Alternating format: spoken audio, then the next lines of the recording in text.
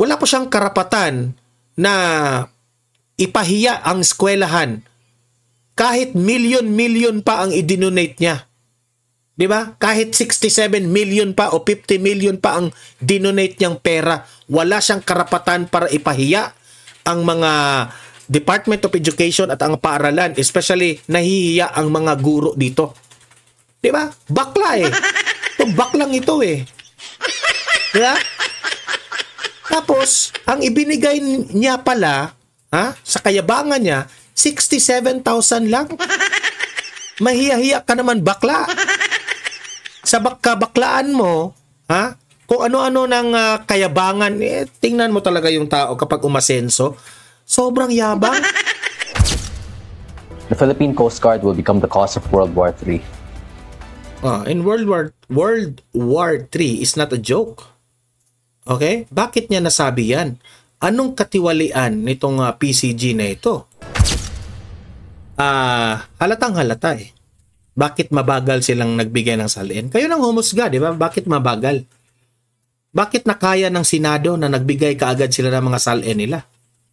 Bakit yung mga ibang mga kongresista dyan ay nakapagbigay na ng salin? Nasaan na yung mga yung mga kaalyado dyan ni Martin Romualdez? Kayo yung una, maglabas na kayo ng salin. Diba? Kayo yung mga maiingay, tapos ngayon, labasan na ng salin, tahimik na kayo. Okay. Unahin muna natin itong balita patungkol kay Vice Ganda na doon sa kanyang programang It's Showtime ay nagmayabang po ito. Nabanggit pa nga ang pangalan ni Heart Evangelista na may tinulungan siya doon na paaralan at sinabi pang bulok, walang mga di ba, ang dami niyang mga sinasabi. Yung sinabihan niya na paaralan ay sa Bulusan, Sorsogon. Okay? So syempre napahiya yung paaralan. So kaya itong mayor ng Bulusan, Sorsogon, okay, nagsalita na po itong si Winnie Rafalo Romano. Nilinaw niya ang patungkol sa sinabi ni Vice Ganda. Eto, kasi mayabang itong baklang ito eh. Sa sobrang yabang niya, meron po tayong statement, official statement ng mayor ng Bulusan, Sorsogon. At dito ko talaga masasabi na sobrang yabang initong si Vice Ganda. Mamaya pag-usapan natin ito kasi bigyan natin ng leksyon at aral nitong ginawa nitong kabayong ito. Okay? Mamaya. Ito, pangalawa nating pag-usapan ay ang ICI ay nagpalabas na ng statement na itong si Senator Jinggoy, Senator Joel Dawit sa mga pinakakasuhan ng ICI, no? Yung siguro dito sa flood control anomaly at iba pa raw mga congressman ay sinampahan na ng formal na reklamo. Mamaya alamin natin ang buong detalye patungkol dyan. Eto, pangatlo nating pag-usapan ay nag-trending na naman itong si Kiko Barzaga sa kanyang pahayag laban dito sa PCG. Okay? At hindi po nagustuhan ng mga Philippine Coast Guard ang sinabi ng Representative Kiko Barzaga. Ano ba ang sinabi ni Kiko Barzaga? Alamin natin mamaya kung tama lang ba ang banat nitong si Kiko Barzaga dito sa Philippine Coast Guard. Okay? Na nag-react na itong Philippine Coast Guard at sinabing unfair raw itong si Kiko Barzaga. Hey. Ito, pang-apat nating pag-uusapan itong mga air assets, tatlong air assets na iniugnay nitong si Zaldico ay nakaalis na ng Pilipinas. 'Di ba? Sabi ko sa inyo 'di ba? Bago ito magpapakita itong si Zaldico, nililinis mo na yung ebidensya.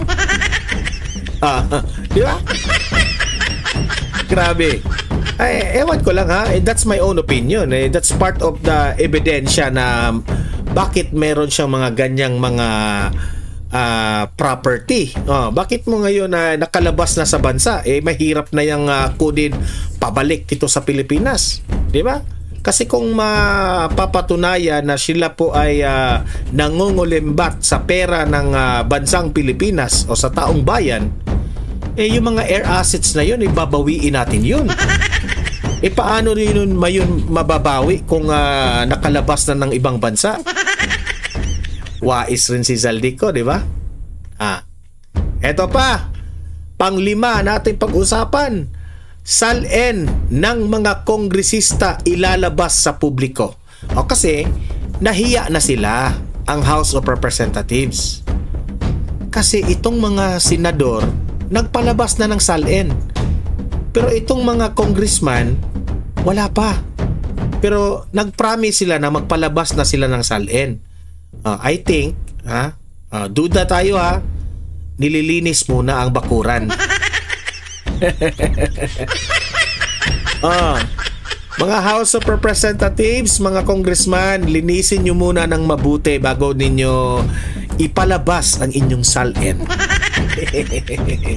Diba?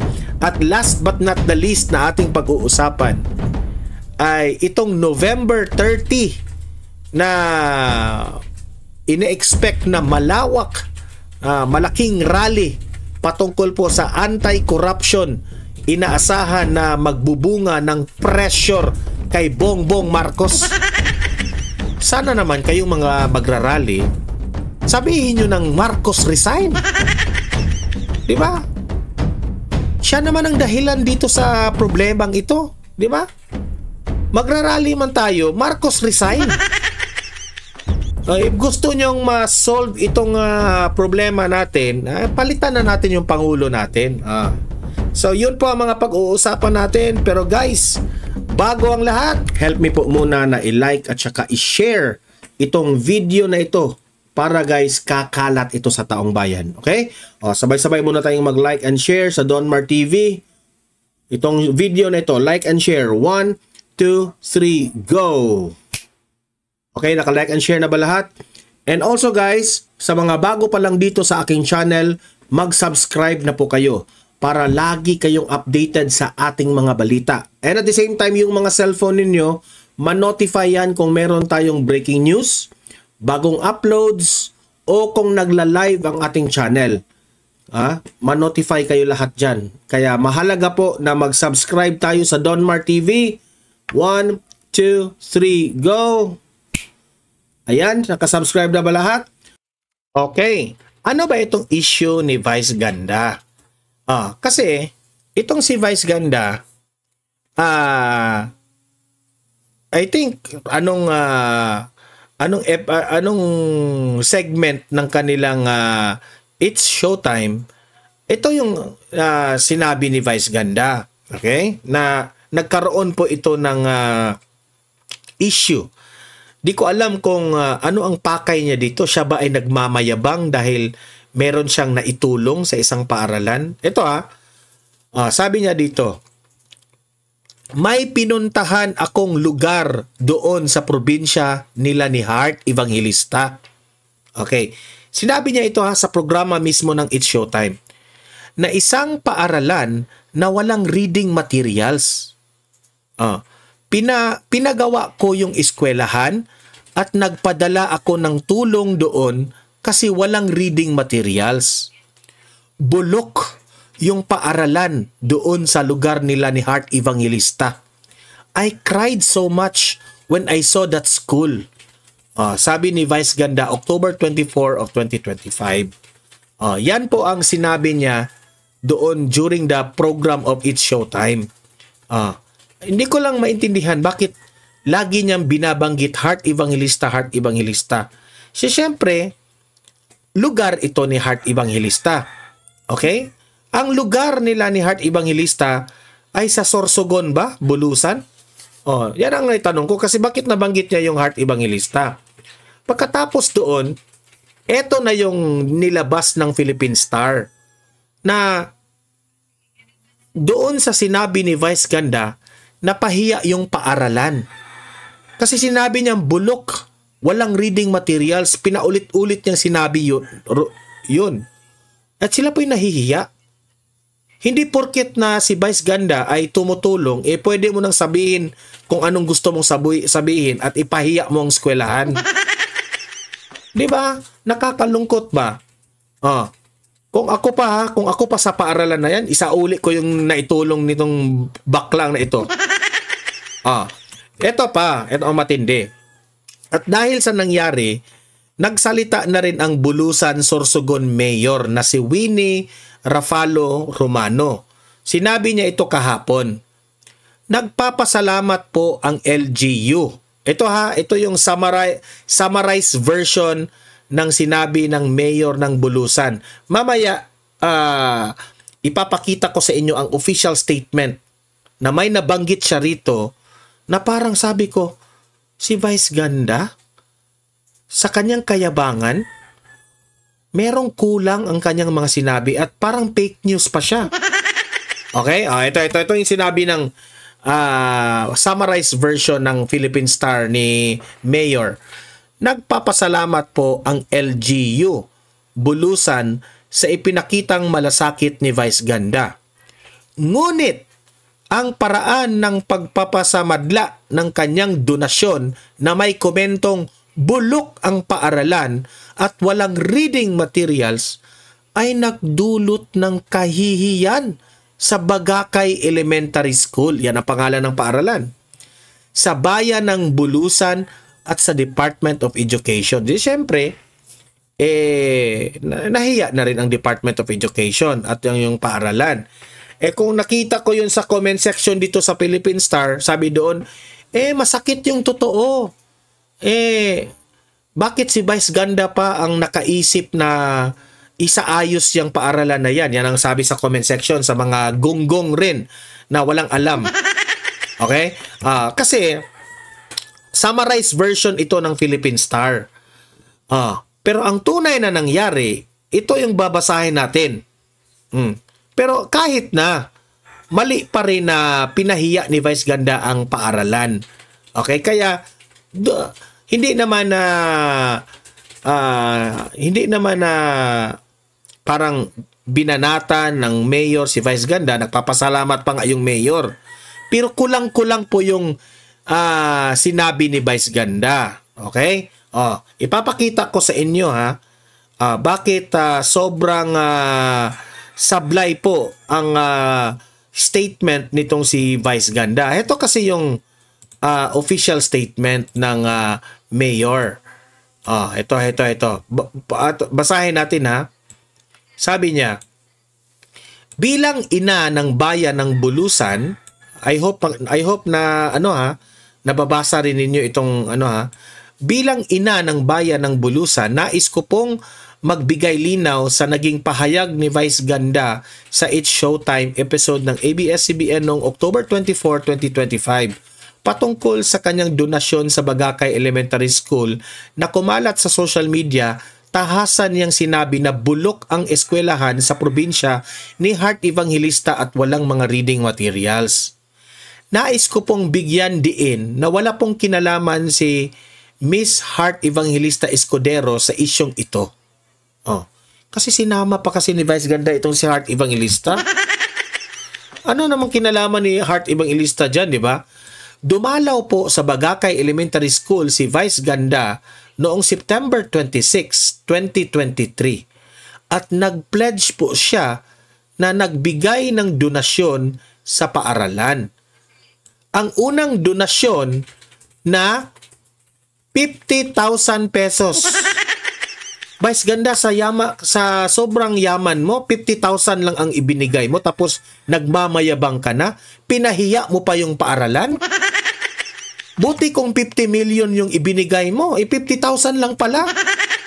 Sa sobrang yaman mo, ang 50,000 ay pinahiya mo na ang paaralan at ang Department of Education. Di ba? Nagpadala raw siya ng 50,000 pesos sa school head noong December 22, 2023. Sinundan ng karagdagang donasyon noong January 7, 2024, January 24 at January 30, na nagkahalaga ng 17,360. Akala ko kung anong kasunod. Yun pala, ang kabuuan niyang donasyon ay 67,360. Ha? Konti lang ito. Sa milyon-milyon mong pera, Vice Ganda, ipinagmayabang mo na itong 67,000 tapos pinahiya mo na itong paaralan? Halatang halata na yung pagtulong mo, kayabangan lang. Hindi sa baka sasabihin ng iba dito, Don Mar, hindi ka nga tumutulong, mas tumutulong pa si Vice Ganda, bla bla bla. Kasi, bigyan natin ng leksyon itong bakla na ito Wala pa siyang karapatan na ipahiya ang eskwelahan kahit milyon-milyon pa ang i-donate niya. 'Di ba? Kahit 67 million pa o 50 million pa ang dinonate niyang pera, wala siyang karapatan para ipahiya ang mga Department of Education at ang paaralan, especially nahihiya ang mga guro dito. 'Di ba? Bakla baklang ito 'Di ba? Tapos, ang ibinigay niya pala, sa kayabangan niya, 67,000 lang. Mahiya-hiya ka naman, bakla. Sa kabaklaan mo, kung ano-ano ng kayabangan, tingnan mo talaga yung tao kapag umasenso. Sobrang yabang. Akala mo kung gaano kalaki. Ang gobyerno nga, hindi nagmamayabang ang gobyerno na kung anong mga ginagawa sa taong bayan. Ikaw pa kaya? Di ba? Alam mo, sa totoo lang, Vice, mas marami pang mga influencer, mga artista na mas malaki pa ang naitulong compare sa iyo. Hindi naman ganito nagmamayabang. At sabi pa dito, at ang naging proyekto ay pagsasaayos ng bintana at pinto at pagplastar ng dingding ng makeshift classroom, paglagay ng tile sa isang comfort room at pagkabit ng internet at bayad ng internet bill sa loob ng 3 buwan. Taos puso pong nagpapasalamat. Nagpapasalamat pa rin ang paaralan at ang Department of Education. Taos puso pong nagpapasalamat ang LGU Bulusan sa donasyon na naibigay at kanyang kagandahang loob. Kung ako pa dito sa LGU ng Bulusan, hindi na kayo magpapasalamat. Pinahiya na kayo. Naayos po ang makeshift classroom na inumpisahan ng Parents Teachers Association o PTA sa may pundong din galing sa school, MOE o special. So, meaning to say, yung 67,000 na ibinigay ni Vice Ganda, dagdag lang po yun. Okay, sa naayos. Duda ko rito, mas malaki pa rin ang naibigay ng LGU. Yung kay Vice Ganda, ano na yun? Parang dagdag na lang yon. Tapos siya pa yung mayabang na mayabang. Gusto po naming ipabatid ng bago po man dumalaw ang team ni Vice Ganda sa naturang paaralan, meron na pong permanenteng classroom na galing sa DepEd. So hindi pala totoo na bulok yung eskwelahan. Gawa-gawa na lang yun ni Vice Ganda. Diba? Nag-fake news pa siya dito. At kompleto mga aklat at supplementary reading materials na required po ng kagawaran. O tingnan nyo, ang sinabi niya, bulok at walang reading materials, pero meron na pala. Di ba? Ganyan si Vice Ganda magmamayabang, ipapahiya ka pa. Kapalit ng kanyang tinulong. Sa katunayan, kung ako pa si Vice Ganda, hindi ka na lang tumulong. Sa katunayan, noong Mayo 11, 2023, inilunsad dito ng DepEd Sorsogon ang reading program na Project Target, kaya mayroon na pong supplementary reading materials na ginamit ang mga mag-aaral. So meaning to say, nag-fake news itong si Vice Ganda, merong reading materials at hindi po bulok ang eskwelahan ng Sorsogon Elementary School. Okay? Ikaw, Vice Ganda, ang yabang mo talaga. Kaya kayong mga manonood dito sa It's Showtime, no? Iwasan nyo ng manood dyan sa baklang kabayo na yan. Kasi po, kapag tutulong siya, may kapalit May kapalit na kayabangan. Magmamayabang halatang halata ng ang kanyang pagtulong ay hindi po isinapuso niya. Yung pag-iyak-iyak niya, kaplastikan yun. Yung tulong na ibinigay ni Vice Ganda, paano lang yun? Plastic. Pakitang tao, ika nga. Okay? Wala, nakakahiya ka talaga, Vice Ganda. Ito, wag na nating pag-usapan yung buwesit na baklang kabayo na yan. Naawa ko sa eskwelahan eh. Okay. Punta tayo dito. Senator Jinggoy at Joel Villanueva, mga senador, ay formal ng may reklamo, sabi ng ICI. At meron raw sa mga kongresista rin. Ito yung balita. Mag-react tayo. Nasasampa na reklamo ng Independent Commission for Infrastructure o ICI ang ilan pa mga personalidad na dawit sa flood control scandal. Kabilang sa kanila ang 2 senador. Live mula sa Quezon City, nangunguna sa balita si JC Cosico. JC, ano mga isasampa reklamo at sino-sino ang mga sasampahan?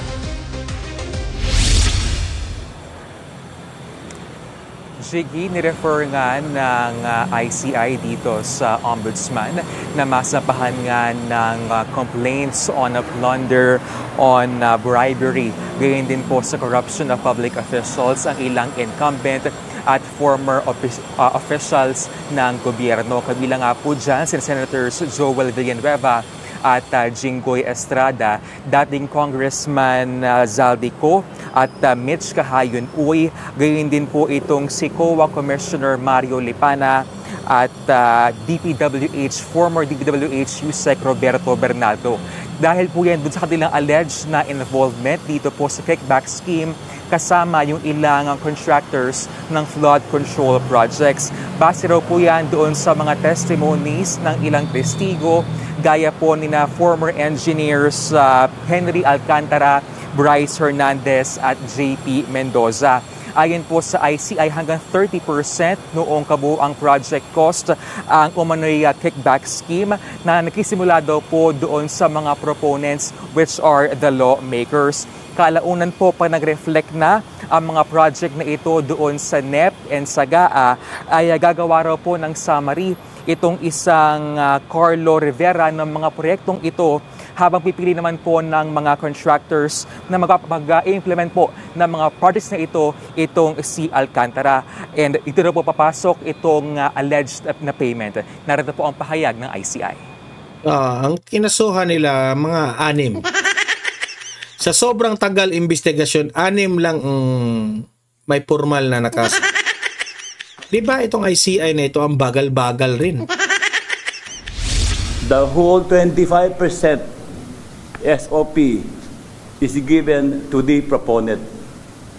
This 25% payoff is advanced by the contractors to ensure that the project will be awarded to them. Sa sobrang daming flood control projects, Alumanis, sobrang daming ghost projects, sa sobrang daming sinab-standard na flood control, 6 lang ang kakasuhan.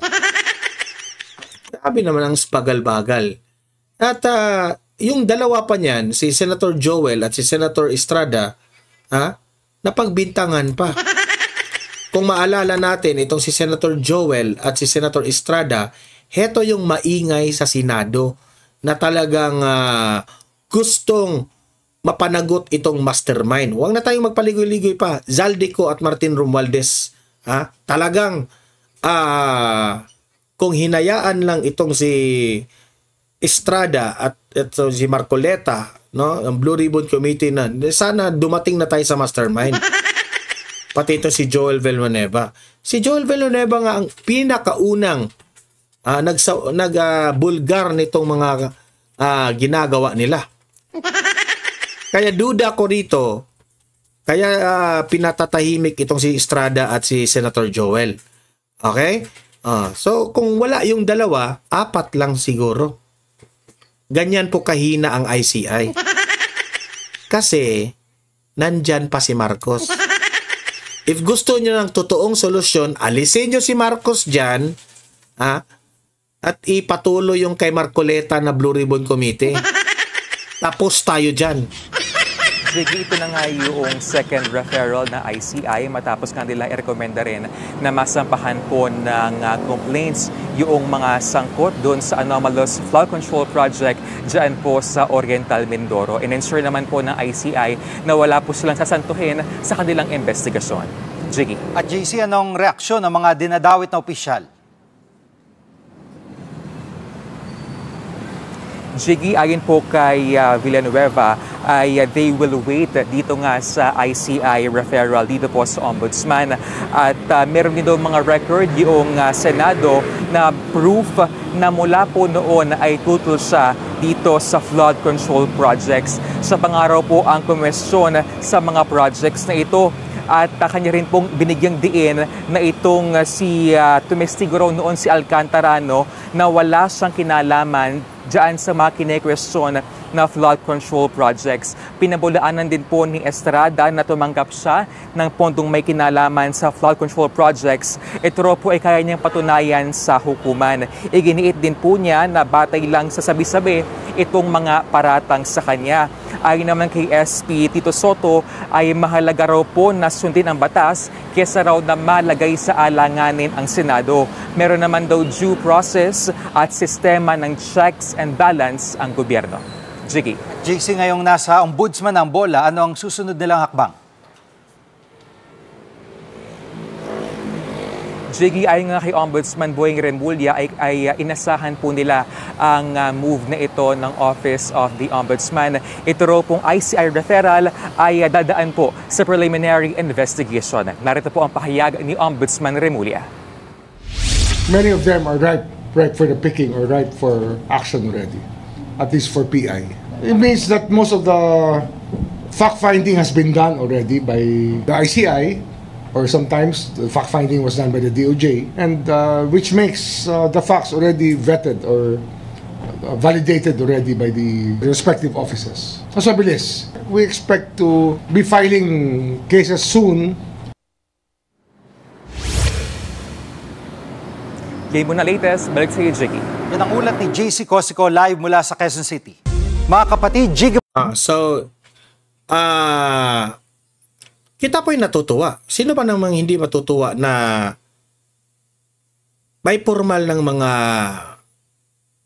papaparusahan? Pero hindi pa yan sure kung hindi pa yan nila napapatunayan na guilty itong mga taong ito. Pero kung i-analyze mo sa kay tagal nilang investigasyon, ganyan lang kakonti. So wala na talaga tayong pag-asa na mabigyan ng tamang hustisya ang taong bayan. Na sa sobrang daming korupsyon, kaunti lang ang mananagot. Hindi naman tayo nagmamadali, pero sa tingin ko nga matatapos na lang ang termino ni Bongbong Marcos. Siguro wala pang mapaparusahan dito. Maubos na siguro yung mga perang ninakaw nila. Wala na. Diba? Heto. Ano rin natin? Pakinggan rin natin sa sobrang galit na ang taong bayan, no? Sa mga issue nitong administrasyon na ito. No, not only sa totoo lang, ang problema ng bansang ito is not only the corruption. Okay? Ang mga namumuno ang problema. Okay? Dahil sa leadership ng Pangulo, parang kung mahina ang liderato ng presidente, maging mahina rin ang mga members niya. Okay? Kaya, itong si Kiko Barzaga, congressman, ay nagpalabas ng statement patungkol dito sa Philippine Coast Guard. Na sinabi rin niya na may katiwalian dyan sa Philippine Coast Guard. Di ko lang alam kung ano ang nalalaman dito ni Kiko Barzaga. Sa tingin ko, meron siyang nalalaman patungkol sa PCG bago niya ito nasabi. Okay, na gusto niyang buwagin itong PCG kasi ito ang magdulot ng World War III raw. Okay? Pakinggan natin itong balita na ito. Kinundina ng Philippine Coast Guard o PCG ang pahayag ni Cavite 4th District Representative Kiko Barzaga laban sa Armed and Uniformed Service. Sa isang statement, tinawag nitong unfair o hindi patas para sa mga tapat na kawani ng PCG ang pinakahuling pahayag ng kongresista.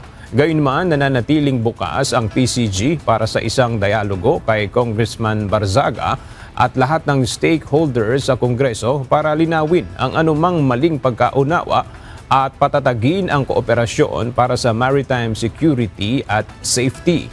Inaakusahan ni Congressman Barzaga ang PCG ng katiwalian at nanawagan ng yan ang tanong ko, Barzaga. Ano kaya ang itong katiwalian na sinabi mo? Sana clarify mo pa ha kung anong katiwalian na gusto mong buwagin itong PCG na ito, di ba? Abolish ito. The Philippine Coast Guard will become the cause of World War III. In World War III is not a joke. Okay? Bakit niya nasabi yan? Anong katiwalian nitong PCG na ito? The Philippine Coast Guard is a corrupt establishment that is used to provide... Sinabi niya ha, corrupt po ang PCG. Saan kaya nakuha niya yung impormasyon na yan? Ako, malaki ang chance na maniniwala ako dito kay Kiko Barzaga eh. Kasi kilala naman natin itong batang ito. Kung ano ang nalalaman niya, sasabihin talaga niya yan. Di ba? Kagaya ng ginawa niya kay Martin Romualdez. High-ranking positions to undeserving public officials, such as PCG Vice Admiral Martin Romualdez and PCG Rear Admiral Larry Gadon. I move to call for the abolition of the Philippine Coast Guard, as they are a waste for government funds. So, dapat linawin mo ha, Kiko Barzaga. Kasi, alam nyo naman, Kiko Barzaga, na susuporta lang ang taong bayan kung meron kang ebidensya na maipakita na bakit corrupt itong PCG na ito. Ako, ang tingin ko kasi sa PCG, meron rin silang mga tinatawag nating weak na mga pinanggagawa. Dahil rin sa liderato ni Bongbong Marcos. Okay? So, hindi ko naman gustong i-blame ang mga members dyan sa PCG kasi sila lamang po ay sumusunod sa kanilang mga leader. Okay? Pero, ano itong sinabi ni Kiko Barzaga na korupsyon? Yan ang dapat ipaliwanag. Okay? Ito. Punta naman tayo dito sa 3 air assets ni Zaldico ay nakalabas na raw ng Pilipinas. Patay tayo dyan. Okay. Ito, panoorin natin. Kinumpirma ng Civil Aviation Authority of the Philippines o CAAP na nakalabas na ng Pilipinas ang 3 sa air assets na iniuugnay kay dating ako Bicol Party List Representative. So kung mapapatunayan na corrupt itong si Zaldico, hindi na mababawi yan. Hindi na mababawi ng Pilipinas yan. Grabe naman si Zaldico. Zaldico. Ayon sa CAAP, nasa Kota Kinabalu, Malaysia ang 2 Augusto Westland helicopter. Umalis ang mga ito ng bansa. Baka nasa Malaysia si Zaldico. Di ba? Noong August 20 at September 11. Samantala, ang Gulfstream aircraft ay nasa Singapore mula noong August 16. Tiniyak naman ng CAAP na patuloy nilang binabantayan ang lahat ng registered air assets ng mambabatas ayon sa itinatak. Binabantayan pero nakalabas na. Paano nyo binabantayan yan, di ba?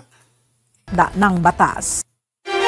Ay nako, wala pa rin tayo dyan. Hindi ko nga alam kung babalik si Zaldico dito para to face the allegations against him, di ba? Eto, panoorin din natin ito. Sal-en ng mga kongresista, ilalabas na raw. Bakit mas mabilis na ilabas yung Senado compared dito sa mga House of Representatives? Ayan tuloy, ang taong bayan nagtataka. Bakit matagal itong mga kongresista nakalabas ng Sal-en? Baka may nililinis pa sa bakura nila. Yan ang mga sinasabi nila, ha? Hindi ako. Ito, panoorin natin. Senate kasi nasa 21 of 24 senators yung voluntarily nag-release ng kanilang salin. Dito sa House, not even... Kasi napahiya sila eh.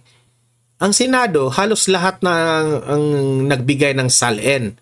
Sila, yung Makatai Black lang ang nagbigay. The House Speaker himself, parang set the lead na voluntarily release ng exam. Well, again, to be very clear, yung Senado po kasi, I think standing po yung SALN policy nila. So they didn't have to undertake a SALN review. So no committee was created, no, para po dito. So again, yun nga, just to restate it, yung pong Senado, meron silang sarili na pong SALN policy na ini-implement na lang po nila. Kaya I think mabilis po yung pag-disclose ng pong SALN. No? Pero the Speaker po kasi initiated a SALN review. Yan ang rason ni Ridon na may policy na raw ang kaya mabilis raw itong Senado nakapaglabas ng kanilang mga SALN dahil meron raw silang policy na. Ibig sabihin, magkaiba po ang policy ng Senado at ang House of Representatives. Yan ang reason niya kaya mabagal sila. Ang tanong, bakit yung ibang mga kongresista dyan nakapaglabas ng SALN? Pero kayo hindi. Kasi iisipin ng mga taong bayan yan na naglinis muna kayo bago magpalabas ng SALN. Di ba? Tapos magrarason pa kayong, dahil sa policy. Utot nyo.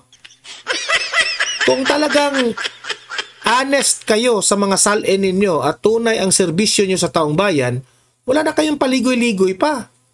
Ilabas nyo mga SALN ninyo kaagad. Committee, nadyan ho talaga titignan ano ba yung mga kailangan ma-disclose, ano yung proseso po ng disclosure, ano yung mga dapat ma-redact. No? So, I think malaking bahagi po ng mga... baka i-redact nyo na yung lahat. Kasi sa totoo lang, ang korupsyon naman talaga nandyan sa House of Representatives. Wala naman talaga dyan sa Senado. Kaya ba ang bagal-bagal nyo? May tinatahi pa ba kayo? Kaya hindi pa ninyo mailabas yung mga SALN ninyo? Ang kakapal ng mga mukha ninyo?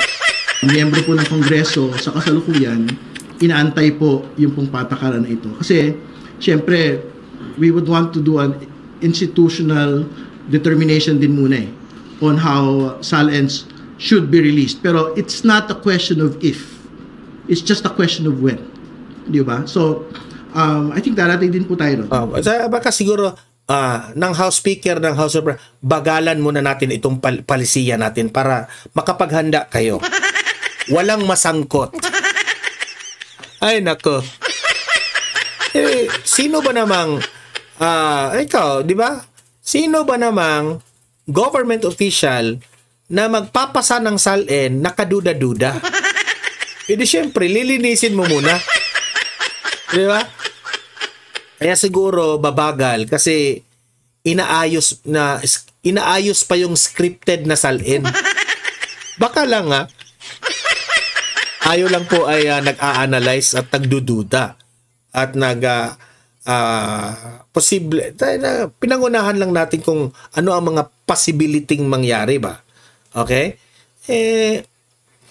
Ang daming nakinabang nyo sa panahon ni Martin Romualdez, di ba? Alam naman namin yan. That the SALNs of House members will eventually and ultimately be disclosed to Ang dami pa ninyong satsat. Kayo pala yung mabagal magbigay ng SALN. Di ba? Kung ang grabe ninyo makabanat kay VP Sara, ngayon na kayo na yung hininga ng SALN, sobra pala kayo sa baong, gumalaw.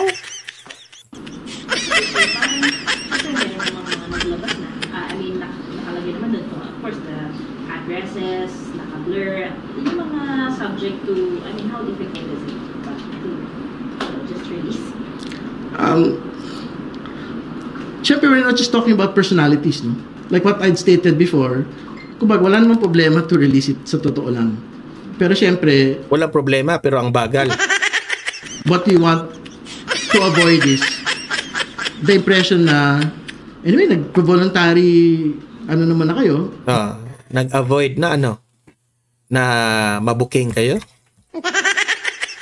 Anong ina-avoid ninyo, di ba? Disclosure kayo, o di bahala na kayo, di ba? Tapos nabitin yung House Ang corny ng House of Representatives. Alam naman ng taong bayan na lahat ng buhaya nandyan. Tapos ang bagal-bagal yung magbigay ng salin, obviously. Policy on disclosure. So, for example, for my end, Magrarason pa I would want the House policy to, we would want the House policy to basically be in place, no? Para, kumbaga, regardless of personal feelings on how you would want the SALN to be published, there is no room for personal feelings on the publication of the SALNs. Ibig sabihin, the SALNs will be published after the House policy. I think mas mahalaga pong suportahan yun kesa yung... Nahin yung SALN ni Zaldico at ni Martin Romualdez. Alam ba, may nagpakita po ng SALN. Salamat. Very transparent po yun. Pero baka kasi ganun yung maging tunguhin pagka hindi mo natin hintay yung House policy to actually be in place. So hopefully, as soon as we return in November, the committee will meet. It will be a short meeting and then we will approve the policy in plenary. Alam niyo, sa totoo lang, halatang halata Bakit mabagal silang nagbigay ng salin? Kayo nang humusga, di ba? Bakit mabagal? Bakit nakaya ng Senado na nagbigay kaagad sila ng mga salin nila? Bakit yung mga ibang mga kongresista dyan ay nakapagbigay na ng salin? Nasaan na yung mga, yung mga kaalyado dyan ni Martin Romualdez? Kayo yung una, maglabas na kayo ng salin. Diba? Kayo yung mga maiingay, tapos ngayon, labasan na ng salin, tahimik na kayo. Diba? Yan yung mga daldal ng daldal. Ngayon na hiningan na ng salin, tahimik na. Mga putang ina ninyong lahat Diba? Ngayon, kaya, hindi natin mapipigil ang galit ng taong bayan dahil sa mga kabalastugan ng ginagawa ninyo. Kahit salin, parang hindi nyo pa maipakita kaagad. Dahil dyan, hindi nyo mabiblame ang taong bayan na magagalit at magrally ng magrally. At sana naman na itong mga magrarally na ito, isipin yung mabuti kung ano ang layunin nyo sa pagrarally. Ano ba ang mensahe na gusto nyong iparating? Kasi kung sasabihin nyo lang, ikukulong, mananagot, wala namang pangalan kayong binabanggit, wala, useless pa rin yun. Sinong ikukulong natin? Di ba? Ang mga DDS, simple lang. BBM resign. Yun lang. Simple. Kapag ma-resign itong si BBM o ang presidente ng Pilipinas, solve ang problema. Yun lang. Simple lang ang mga DDS Ito, panoorin natin yung balita na yan. Inaasahan malaking pressure ang idudulot kay Pangulong Ferdinand Marcos Jr. nang isasagawang malawakang kilos protesta laban sa katiwalian sa November 30, 2025, Bonifacio Day. Ayon sa Kilusang Bayan kontra Kurakot o KBKK, ito ay para seryosong tugunan ni PBBM ang pinakamatinding corruption scandal sa bansa. Pinaniniwala ang mas malaki kaysa sa September 20. Useless itong mga rallyista na ito kung hindi nyo paalisin si Bongbong Marcos sa mga mensahe ninyo. 21 anti-corruption protests ang isasagawa sa November 30. Bago ito, magsasagawa rin ng weekly Friday. Remember isa lang ito sa mga magrarally Ito yung mga makakaliwa. Ito yung mga pasaway na mga rallyista Remember na hindi po yung nakaraang rally, hindi po nananaig yung rally na yun kasi po watak-watak Iba-iba ang layunin ng mga mensahe nila. So wala, 'di ba? Ito yung nagdulot ng kalituhan ng mamamayang Pilipino ilang rally nila. Kung totoo kayong nagserbisyo sa taong bayan, paalisin niyo si Bongbong Marcos. 'Di ba? Takot rin kayong mapresidente si VP Sara Dahil sa political agenda ninyo. Boo! Boo! Friday protest sa iba't ibang komunidad ang mga progresibong grupo sa November 7, 14, 21 at 28. Kaya tuloy-tuloy ang pangangalampag natin. Ayaw natin na maulit na magkakaroon ng kasuhan pero lokohan lang pala. Hindi i-resign mo si Bongbong Marcos. Sabihin mo, BBM resign. Walang magiging guilty sa hatol. Kaya ituloy natin ang protesta at pangangalampag. Bakit niya isali si BP Sara sa protesta ninyo? Na wala namang kinalaman si BP Sara dyan sa flood control. Hindi tanga rin kayo. Kahit na sinasabi ng palasyo, huwag daw tayo mainip. Pinagbubutihan daw nila ang pagbubuo ng kaso para sureball. Sureball nga ba? Sobrang bagal nila. At saka parang mga miron lang ang kakasuhan. Yan ang hirap sa atin eh. Di ba? May panawagan kayo, pero political agenda pa rin. Ay, nako. Kayo nang humusga, taong bayan ha. Libre kayong mag-comment, mag-react. Anong masasabi nyo sa mga pinag-usapan natin? Ilatag nyo ang inyong argumento at usap-usap tayo sa comment section, okay? Paki-like at saka paki-share itong ating video para guys, kakalat ito sa taong bayan.